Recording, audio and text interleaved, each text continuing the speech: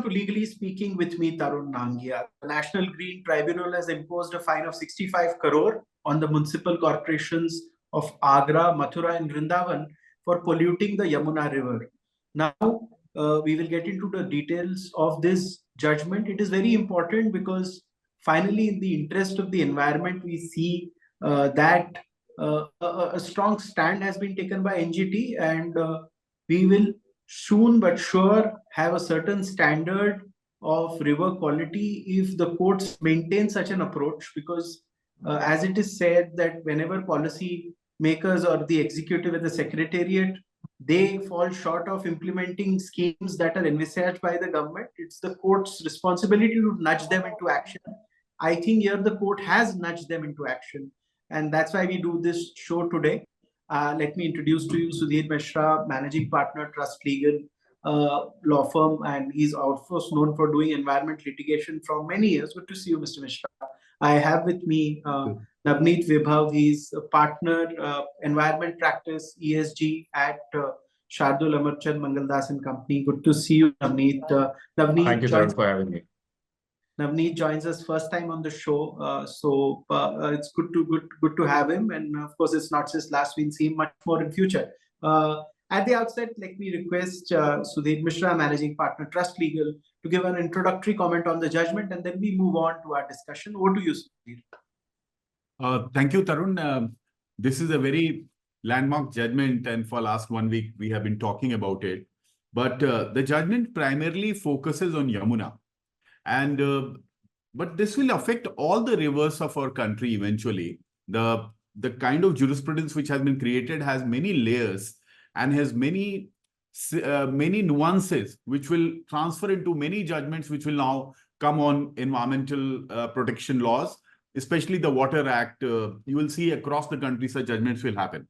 But before we talk about this judgment, what is the problem actually? What is wrong with Yamuna? First, we need to understand. So if you see, I have a chart here which shows the journey of Yamuna. And this chart has the origin from Yamunotri, which is Dak Patthar in Uttarakhand. The river actually travels around 1700 kilometers, goes right up to Sangam in Uttar Pradesh.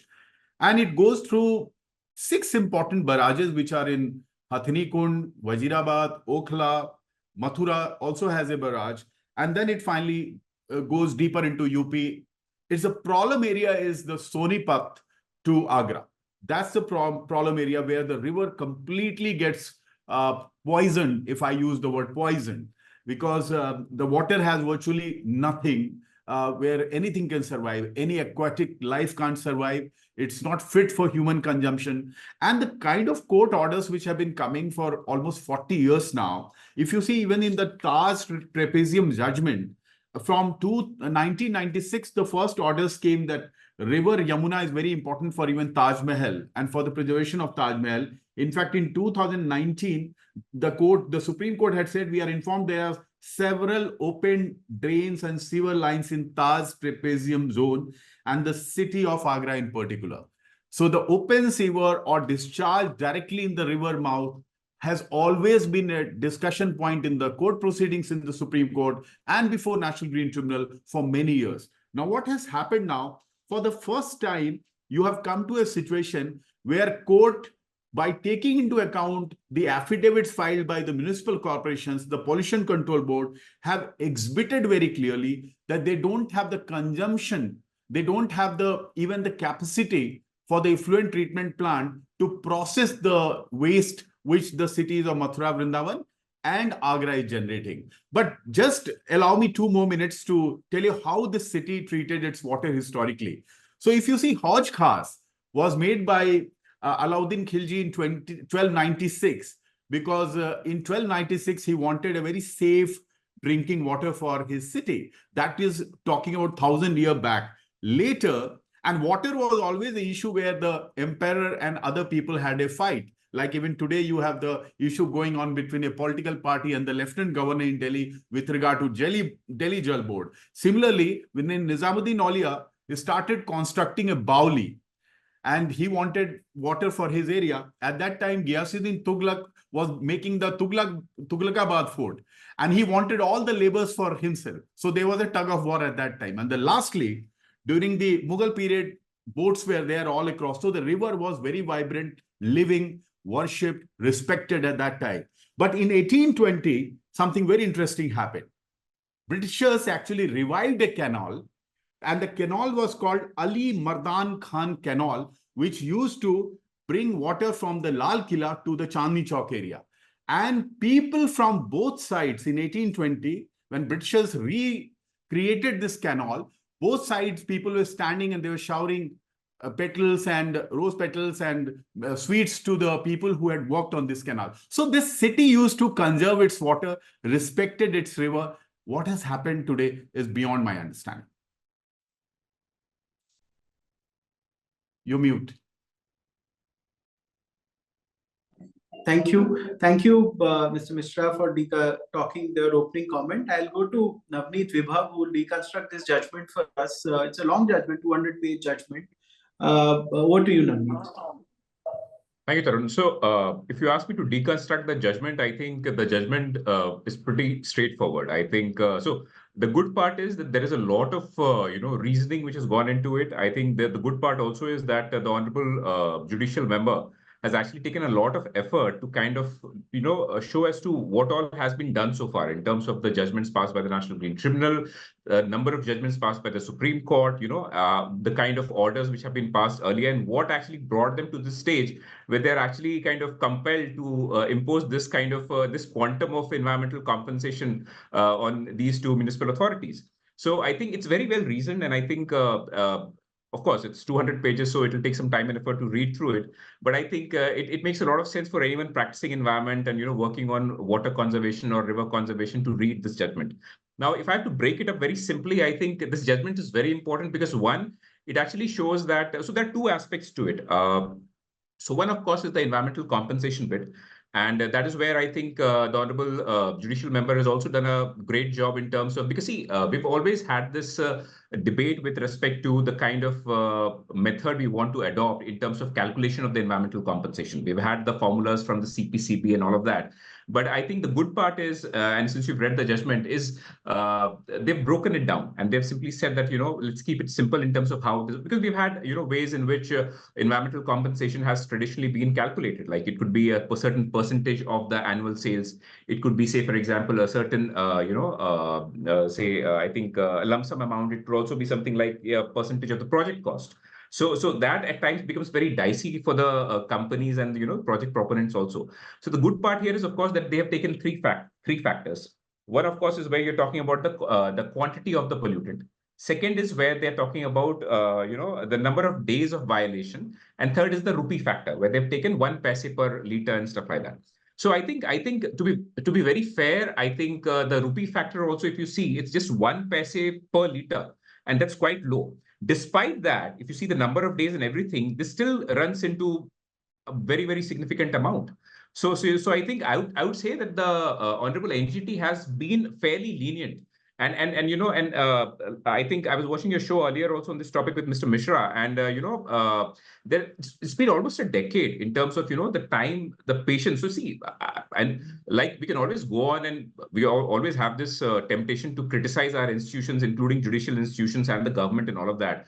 But we need to realize that the job is also very difficult when it comes to the government and also the judiciary, because after, how long can you wait? You've been as patient as possible, and then you see, with due respect to the executive and the officials of the authorities, but they clearly were required to do much more and much earlier, which they did not do, and which is why we have this. So that is one factor as to how the environmental compensation has been calculated. The second factor is the discussion with respect to PMLA.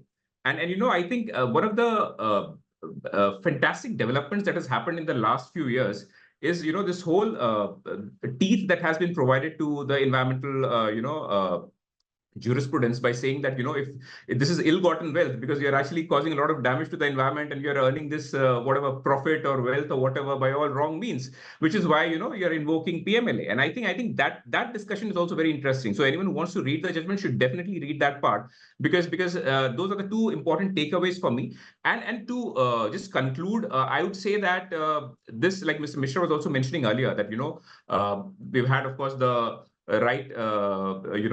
against climate change, which was some few days earlier, and now we have something like this. So I think these are great judgments for environmental jurisprudence, shaping the environmental jurisprudence in this country. And this gives a lot of teeth to anyone who actually wants to work for environment protection in this country. So I personally feel that the biggest takeaway for me is, of course, it's a great read for any student of environmental law, also practitioners, because it's a fantastically written piece of judgment.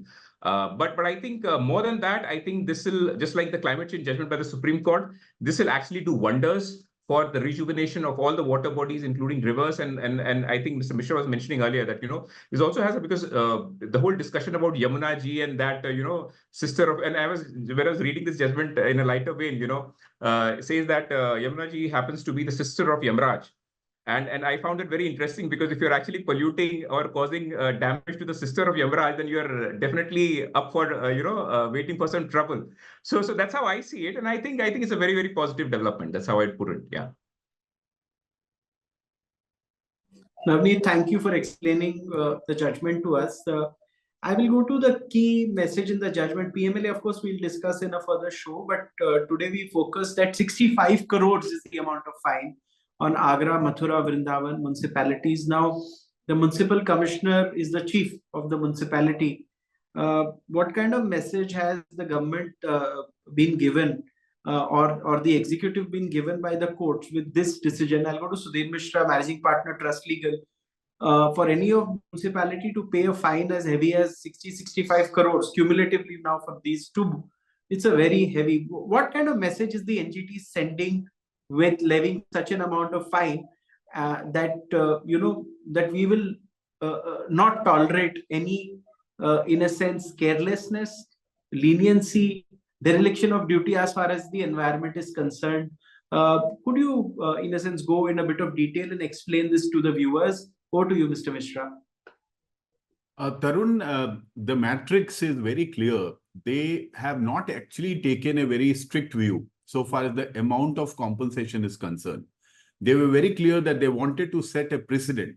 That is what the division bench of the National Green Tribunal, presided by the chairman, Justice Srivastava, has managed to do. And the purpose is, and which is very, very clear, that what is the total number of days they have taken for putting this amount in picture? That is 288 days. Those 288 days starts from 25th of November 2022 till 23rd of February 2023, when they reserved the order. So they have just taken, and as Navneet rightly said, that even the amount per liter or whatever is something very symbolic.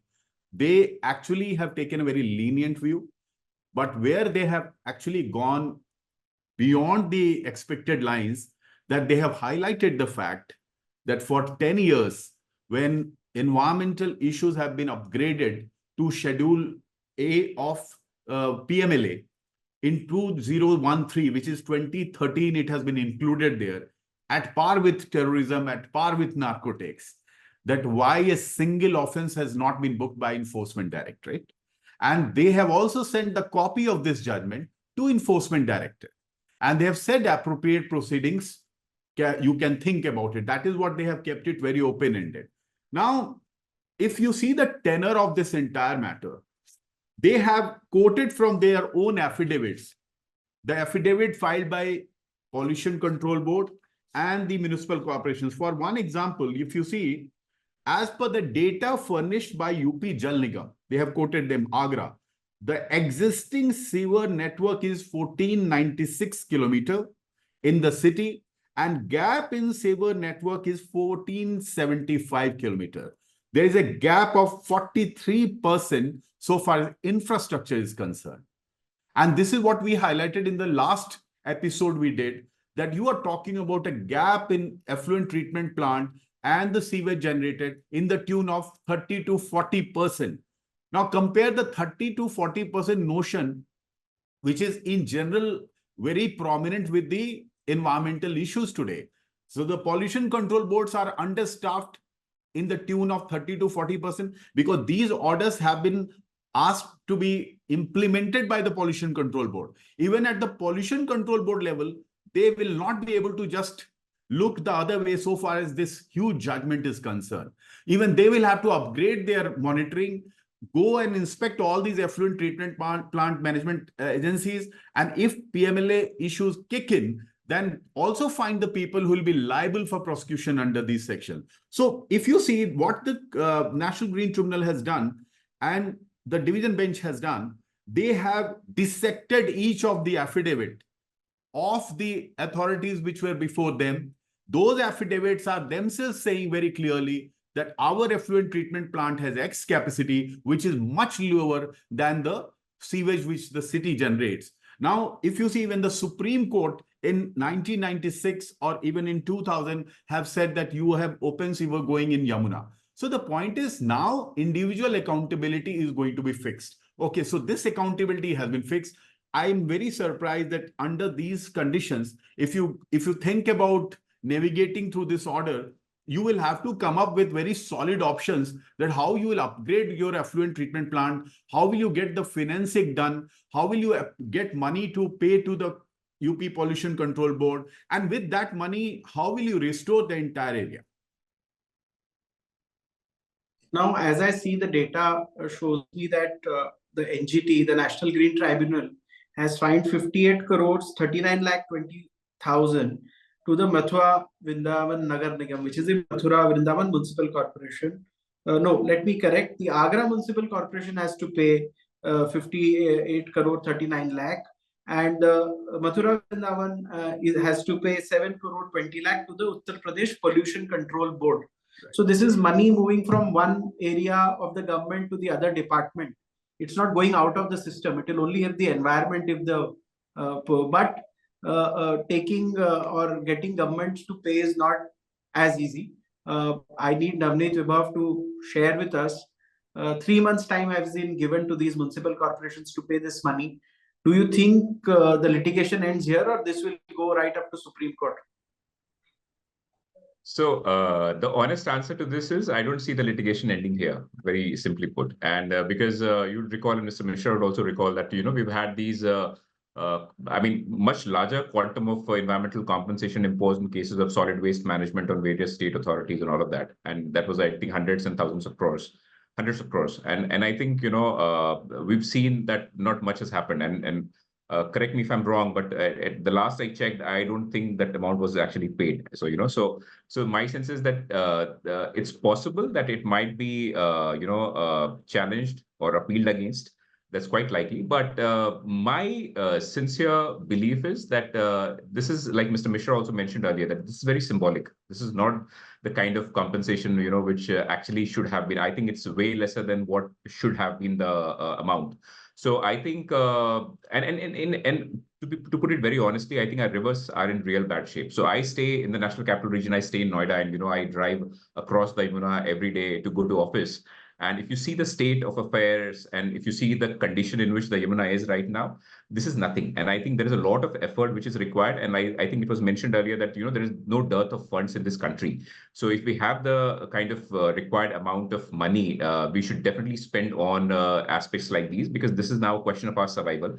And, it's just the beginning of summer. And I think a few days ago, I was reading in the newspaper that the groundwater level has actually fallen in quite a few cities and states, already, and it's not even the peak of summer. So I think, rivers are our lifelines.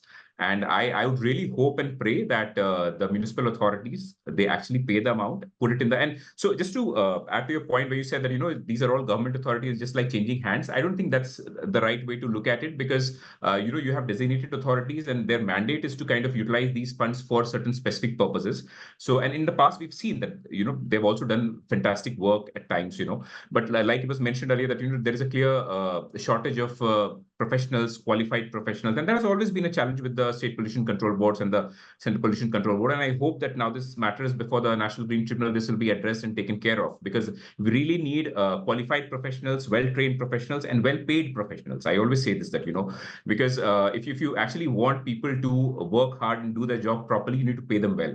And especially people who are doing such critical roles. And also because, see, because if you're paid well, you don't have any distractions. You just focus on your work. And there is no question of you kind of doing anything where you kind of deviate from what your actual mandate is and what your job is. So which is where I think the short answer is that they should definitely pay. And I really hope that they actually take this symbolic judgment very seriously and do their job properly. Yeah. Yeah. And thanks for that comment on this issue. And of course, you made that point that this money is going from one department to other, but the mandates are different, so the end use is different. I'll go to Sudhir Mishra, Managing Partner, Trust Legal. Mr. Mishra, two things here.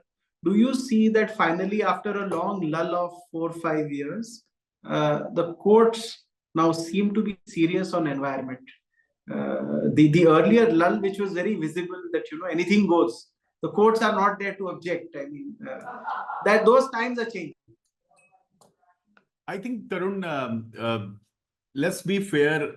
I think judgments were always coming. But the 2024, I would say that this has become now the landmark year in last 10 years, if I put it mildly. That you have three major judgments which have come up. Two from Supreme Court of India and one now from National Green Tribunal. And in my understanding, the first judgment, which was about the tiger conservation, which was a landmark judgment that how tiger is an indicator species for the survival of our forest. And I often say that at the time of independence, how much we always see this country as glass half full. Very few people see glass half full. Everybody criticizes our country, but from 9% of forest cover, you have come to literally 17% of forest cover within very increased population. Is a huge achievement, and judiciary gets a large credit for it, for the forest bench from virtually 1996 right up to 2014-15, very active, and now the forest bench is fully functional. The second part is that the climate change judgment actually is being discussed across the world, because not only that the world judgments were talked about, Indian judgment now becomes one of the leading judgment to be highlighted in any jurisdiction so far the climate rights, human rights, and other aspects are dissected. And the third, this judgment, since the creation of National Green Tribunal, in my understanding, this is the most landmark judgment. The reason being, and I'm telling you, I totally agree with Navneet, that when it goes to Pollution Control Board, how much balance the judges have taken here. They have not put everybody in the box here. They have expected the Pollution Control Board not only to further penalize people who are still polluting. So one of the part of the order is that they will, for subsequent period of continued violation, in the light of the discussion made above, Pollution Control Board should compute environmental compensation. So they are expecting them to perform the job of the National Green Tribunal now on. That's the kind of trust you have. And Tarun, these are quasi-judicial authorities, the Pollution Control Board. They take care of your environmental clearances, the public consultations. They give all kinds of clearances. Their job is huge. That's why I'm saying that they need to be flooded with quality people. They need to function 24/7. They need to have kind of infrastructure that they can ensure great effluent treatment plant, like we are talking about artificial intelligence, like we are talking about supercomputers, we are talking about an IT revolution, a startup revolution, UPI. Why can't we do something so basic that we will not put unregulated sewer in a river where even in 12th century and 13th century people were cautious about protecting Yamuna? Point very well taken. The only thing that makes us glad is that courts are showing a serious approach towards certain environment responsibilities that the government and the private sector has. I think for far too long, maybe we developed or worked as a third world country with first world aspirations, but never behaved like one. For the first time with this kind of courts action, we see that there is a serious approach towards eradication of pollution. And as somebody was joking with me that whether the judges are the top industrialists who live in bungalows with 3-acre lawns, both of them, or lawyers who live in golf links and Jorbag, and the poor people who live on the fringes of the city, all have the same air, the same water. And this is one thing which you cannot escape from. And Delhi has seen a time where everyone had air purifiers. I think being summer, I think the weather is a little better. But the good thing is that the courts have become very serious. Let's see if this stance maintains at the Supreme Court. or the fines are waived off eventually, we will know. And if they are waived off, we will also follow and do a show on that. But I will just have a small intervention, Tarun. I'm so happy with this PMLA mention in this National Green Tribunal judgment that for years I have been telling you that you are the PMLA speaking program so far as NewsX and Tarun Nangia is concerned. So I'm very happy that PMLA has come to environmental issues now. Now it becomes mainstream for Tarun Nangia too. Thank you. Of course, we've had a disproportionate focus on PMLA. PMLA has become mainstream for many law firms. As far as I can concern, the main source of revenue for some lawyers also. But that's a discussion for another day. Really appreciate that Sudhir Mishra, Managing Partner, Trust Legal, and Navneet Vibhav, Partner, Environment Practice, Shardul Amarchand Mangalas could make time for this important show. We'll do a follow-up on the PMLA angle. We have to. Thank you so much for joining on this one. Thank you. Thank you. Bye-bye. Thanks.